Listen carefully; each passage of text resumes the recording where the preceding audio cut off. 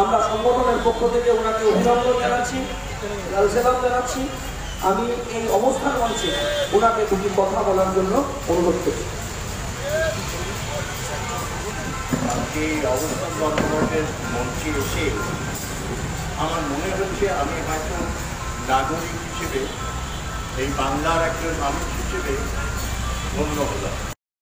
যে লড়াই আজকে ছাত্রছাত্রীরা করছেন, যে লড়াইটা আপনারা করছেন, সে লড়াই দেখে আমার মতো কলেজ থেকে ছাত্র ছিলাম, যে সময় যে আন্দোলন দেখেছি তার থেকে হাজার গুণ এগিয়ে গেছে, হাজার সাহস দেখাচ্ছে। আমি আজকে এই মঞ্চে শুধু নয়, এই কদিন ধরে আন্দোলন দেখে বিশেষত বামপন্থীদের সংযম এবং আন্দোলন একই সঙ্গে চালিয়ে যাওয়াটা দেখে মনে হচ্ছে সঠিক হাতেই দেশকে রেখে আমি চোখ বুঝতে পারব। অসংখ্য অভিনন্দন